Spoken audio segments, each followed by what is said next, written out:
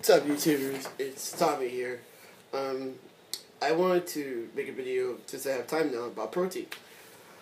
Because I feel that people misunderstand protein and what it does, and they'll be like, well, if I'm trying to gain weight and get more muscular, do I need to have protein shakes? Do I need to eat more protein? Now, I have a certain rule. Every meal that I have is going to have protein. Now, where that protein is coming from, it could be coming from a protein shake. 9 out of 10 times, my personal endeavor is not to have protein shakes.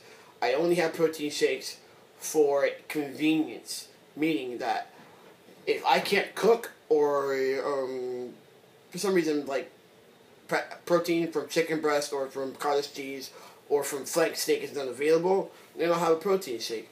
I prefer to eat my food than drink my food. But protein is about 40% of your body, so you need it. So that's my rule. Every meal that I have is going to have some sort of protein. And like I said, there's different types of protein. Some proteins are more biologically valuable than other proteins, such as animal protein has a better and a higher biological value than plant protein. So I personally, I'm not vegan, I'm not vegetarian, I don't have a problem with anybody who is.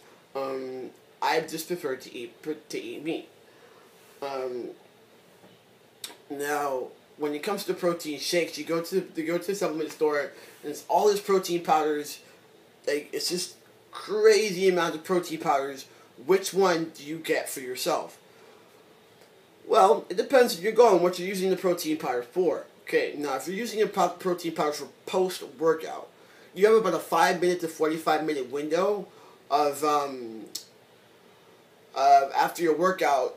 We call it the anabolic window to basically absorb all your protein, or whatever you eat is going to be completely absorbed, right? So I always suggest for that to either have whey isolate or hydrolyzed whey. My favorite is always hydrolyzed whey. Hydrolyzed whey is absorbed into the body in 30 minutes.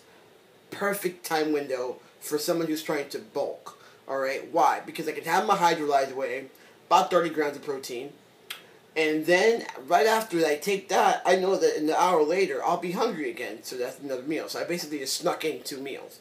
Then there's whey isolate. Whey isolate takes anywhere from an hour to an hour and a half to digest. So you could also have that. I would say like at the 15-minute mark, you know that you're about to finish the workout. 15 minutes before you finish it, start taking the hydrolyzed whey. The whey isolate. Because that means by 45 minutes, your body will have absorbed it and you'll still hit the anabolic window. Then you have whey concentrate. And whey concentrate takes anywhere about 2 hours. That's great for, like, in between meals. If you want to take a protein shake in between meals, if you're at work, or you're at this, or whatever, it's really basic for a snack. You're supposed to eat any 2.5 to 3 hours. So that'd be great for that. Then there's like really slow digesting proteins like soy, which takes about 6 hours. Egg protein takes about, if I'm not mistaken, 6 hours. And then casein protein takes about 8 hours. So those are great at night for long periods of fasting and stuff like that. Here's the thing. I personally do not take soy protein. I did at one point.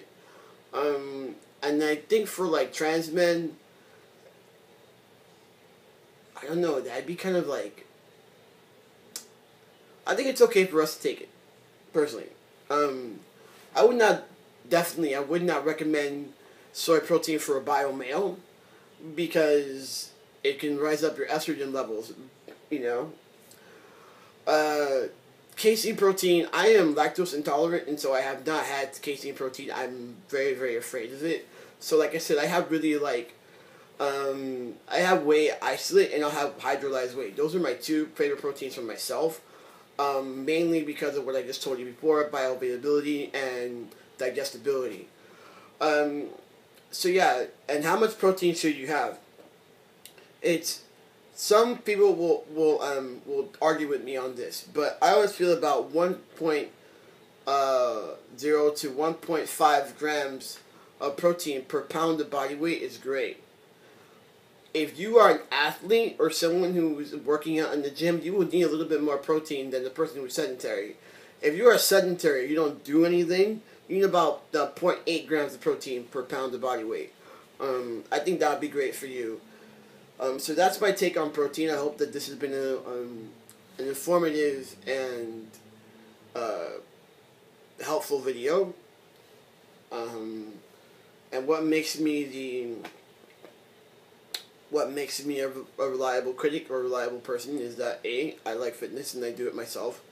B, I'm a personal trainer. I'm NASM certified.